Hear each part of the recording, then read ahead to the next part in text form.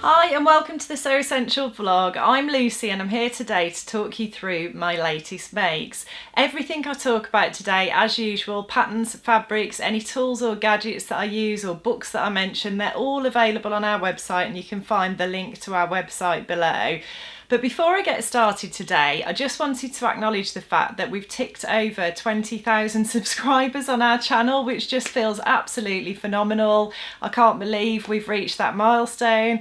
And I just wanted to say a massive, massive heartfelt thank you to anybody who has liked, subscribed, commented, taken the time to send us lovely emails. Honestly, I can't tell you how much your support means, and it really encourages me to keep producing the content.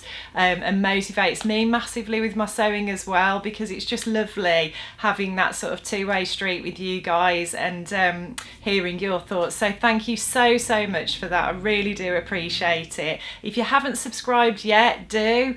You just click the subscribe button and you'll get a weekly dose of sewing inspo to your phone or your iPad or whatever device you watch it on. I talk about my makes every month. I share new pattern releases. I talk about new fabrics and share those with you, and then we also throw in tutorials as well. So yeah, if you haven't already, why not join the club and click that subscribe button today. And then the other thing I wanted to mention before I get started as well is that I just thought, I was thinking about that engagement and how lovely it is hearing from you all, and the fact that we sort of almost get to know each other, some of us, and I just thought it might be a nice time to try doing a Q&A. So if you've got a question you would like to ask me, you can just pop it in the comments below today, and then if we get enough interest in that, I'll do a Q&A vlog, a couple of weeks down the line. So it can be anything really. It could be sewing related, or it could be more wider and more general. So please just pop your comments, questions in the comments below if you're interested, and I'll go ahead and do that if there's enough of an appetite there for it. Okay, so let's get started with the makes then. So my last few makes videos, they've been very sort of straightforward and simple makes, because I explained to you that we were in the throes of lockdown and lots and lots of things were going on in the business. I had 2 children to school at home as well, and it was just crazy times, and I needed that outlet for sewing, but I didn't have the headspace to sew anything complicated. Well, I'm pleased to say that things have now moved on. Clearly we're not out of the woods yet with the current situation, but life feels a lot more manageable now, and therefore I was desperate to get my teeth into something a little bit more challenging, practice some techniques and things that I hadn't done for a while. And I've been really obsessed recently with shirts and blouses, just because the reality is I'm a mom of 2 young boys. I'm not very often getting particularly dressed up. I work where we work, we've got an office in a warehouse, so realistically I need to be practical, and what that means is a lot of the time I do end up wearing jeans. But if I want to wear jeans but then feel more dressed up, I think a blouse or a shirt's a really nice way to do that, so I don't feel silly and overdressed.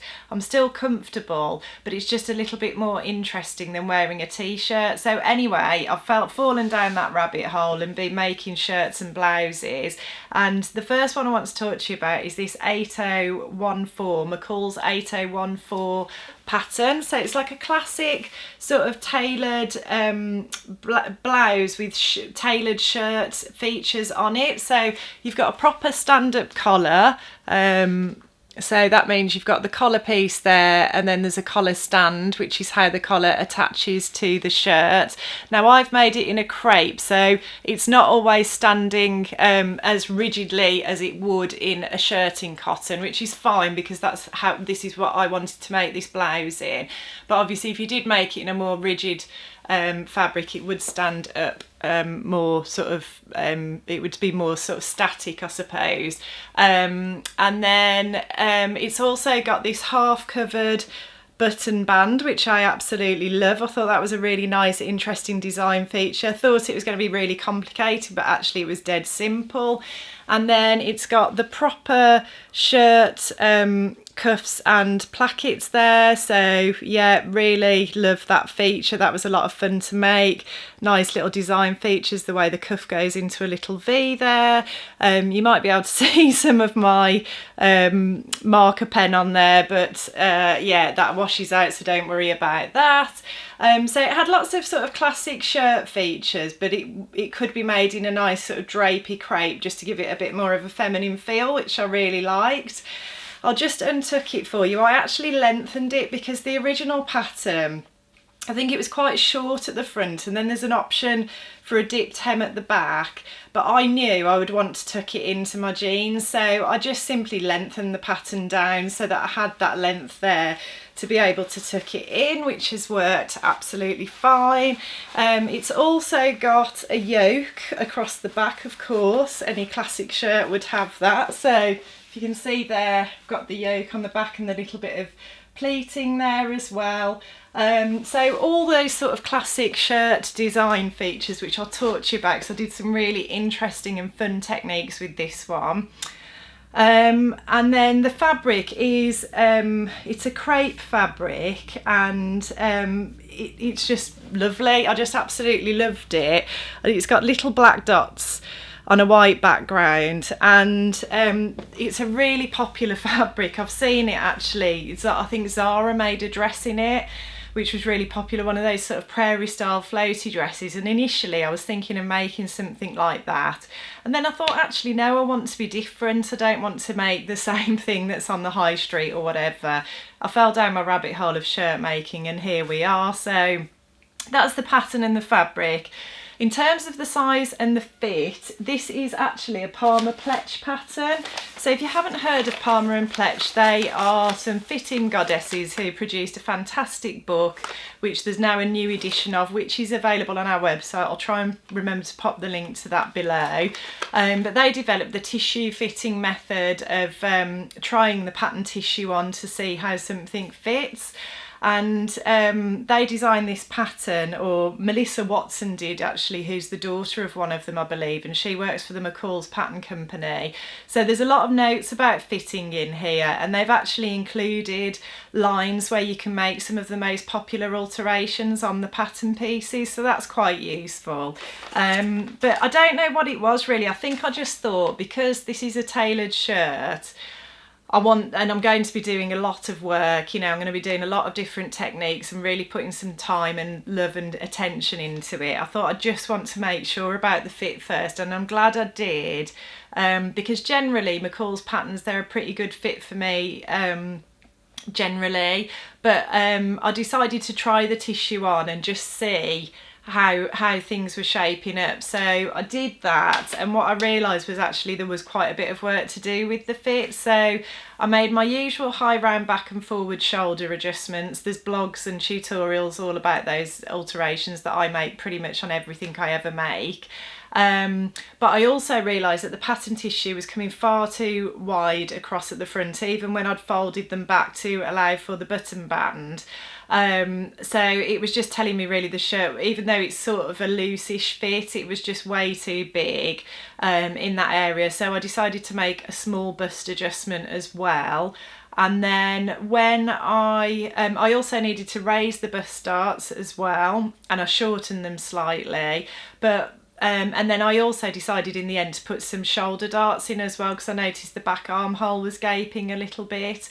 Now that all sounds really complicated, and I don't want to scare anybody off. You know, I am a bit obsessive about fit, but there is a lot of guidance in that pattern about making fit adjustments, and I can't recommend the book highly enough, The Complete Guide to Fitting, which I'll pop a link to below. But also a lot of this knowledge I've sort of gathered over the last 5 years I've been sewing now, and I sort of just know a bit more about my body and how things need to fit.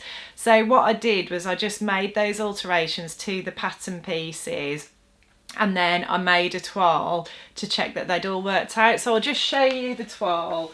It's really rough and ready. It's just some calico and you can just see, you know, I've sewn the seams on the outside so that I could see if there were any issues and I could make alterations easily.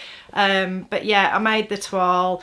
I added the shoulder darts at the toile stage because that's when I could see the gaping armhole at the back, and I think I shortened the bust darts at the toile stage as well because that's when I could see they were just a bit too long. But you can see, you know, it didn't really take me very long at all to make that, but it was really worth doing because I just wanted to make sure before I took all the time to do, you know, a stand-up collar and, you know, plackets and cuffs and all that stuff. I just thought I want to make sure I've got the fit right, and I'm glad I did from that point of view. One thing I will say about the fit as well, I graded from a 12 to a 14, which is what my normal sizing is on a McCalls pattern, but I do think the shoulders do seem a little bit dropped. But then if I look at the pattern packet, that's the way it is on the model as well. So I think that might be the design of this shirt pattern anyway. But then I sort of think maybe I could have got away with a size 10 and not had to make so many adjustments. So that's just one thought. But whatever we say about it, I'm very, very pleased with the fit. I'm glad I took that time, and it was just lovely using my brain again for some sewing challenges after sort of just making some quick, nice, easy makes. So that's the fit. And then in terms of the construction then, so there's a lot to talk about here as well. So first thing first, I just decided I'm going to go for it with this. I'm going to do the nicest finishes. I'm going to take my time. I want it to be a really beautiful shirt. So the first thing I did was the yoke on the back. I sewed by the burrito method. So this is a method whereby inside the yoke is finished, the shirt's finished with another yoke inside. So you've got one inside and one outside. Sometimes some patterns just leave the back seams exposed, but this one's got a double yoke. And the burrito method is a super cool, clever method whereby you can machine stitch the whole thing. So some patterns will tell you to hand stitch it inside, but this method you actually can machine stitch the whole thing and you turn it through. It's kind of like bagging out a lining. Anyway, it's a brilliant construction method, highly recommend it, and I have recorded a tutorial for you all on that, so I'll be sharing that shortly. It's not complicated at all, it's just getting your head round which sides to sew together and that sort of thing, and once you've done it, it's dead easy. So I'm looking forward to sharing that with you. I also did French seams even in the armholes and at the side seams because I just wanted that. Thought if I've done that burrito yoke, you know, it's a shame to have overlocked seams or whatever, and plus it's quite a sheer fabric as well, so I just thought the French seam will work better for that. Plus it'll make it a little bit stronger as well because, you know, I want this to last because I've taken a lot of time making it. There is a tutorial on our YouTube channel for sewing French seams as well. And then I did the plackets and the cuffs. So these were quite a challenge, the plackets were. You can see all the top stitching I've done in black for a bit of a contrast. And with the placket, it was kind of a bit of a it was quite a difficult thing to get your head round where the placement was, and my advice with that is just always go to back to the pattern pieces. If you can't quite, I couldn't get my markings to match up properly when I was trying to put the fabric together, so I just went back to the pattern piece and I matched them up on the pattern piece, and then it made it obvious what I needed to do on the fabric. And I just find that with anything I ever make, if I can't get my head around it and I can't work out how to get the fabric pieces to go together, if I go back to the pattern piece, it often gives me the answer. So I always think that's a good little tip. The stand-up collar was a joy to make. I was really pleased with my collar points because they're lovely and sharp. Hopefully you can see that there, because I think that's just so important if you're making a blouse or a shirt. You know, you want those nice sharp collar points because it just makes it look nice and professional. And the little tip I've got for those, was because I find there are different schools of thoughts about how to turn corners through, and I've had quite a lot of trouble with them in the past. Now, I personally find if it's a heavier weight fabric or a more medium weight fabric and the corners are right angle, like for example on these ginger jeans on the waistband here, I find that often leaving the seam allowances intact and folding them over gives you a nice sharp corner. But then I think if you've got an angle that's less than 90 degrees, like on this shirt collar, and you're using a lighter weight fabric, I find that actually trimming, cutting across the corner, watching not to cut your stitches obviously, and then trimming down either side of the point, that gives me the cleanest, crispiest finish. And then just to really make sure that I get right into those corners and get a really nice point, I used one of these Primlove point turner tools. So we sell these on the website. So you can see it's got the point at the end there, and you just put that inside your corner and just wiggle it a bit, and because it's pointed but it's like a nice soft end, it just really makes sure all that fabric gets pushed out. I mean, obviously you've got to be careful, you don't want to ram it through the corner, but that really helped me to get those nice, neat, sharp corners. So yeah, I think that's pretty much it for construction. Just trying to think if there's anything else I need to talk to you about. Not really, no. I think one thing I'll say is I've got a Sensomatic buttonhole foot on my Husqvarna Diamond machine, and what I've learned with that as well, that's a really clever, nifty gadget, but what I've learned is actually if I'm using a really lightweight fabric like this, it is better to use the manual buttonhole foot on these fabrics, because the Sensomatic buttonhole foot can't sense where it is on the fabric or how long it's been going for because it's so lightweight. So if there's any Husqvarna users out there, if you do refer to the manual as well, it does actually tell you that in there, so that's worth mentioning. But yeah, I think that's pretty much it really with this blouse in terms of construction. So it really was a labour of love, you know. It took me a long time, but I just took my time and enjoyed the process, and it was just so nice to make something a bit more complicated again. And just final thoughts, you know, I'm really happy with it. I've got it on with my ginger jeans today at work. I think I'll wear this sort of in the summer, but in the winter as well I can just pop a cardigan on over it. So yeah, I'm absolutely thrilled with this shirt. I think it was a great pattern. Obviously I had to do a bit of work on the fit, but you know, it was worth it, and the techniques on it were really a joy to sew. So yeah, I hope you've enjoyed that. Now, I was going to show you a second make, but I've just realised how long I've spent talking about this shirt blouse for, and decided that actually I think it'll be best to save the other make for another day.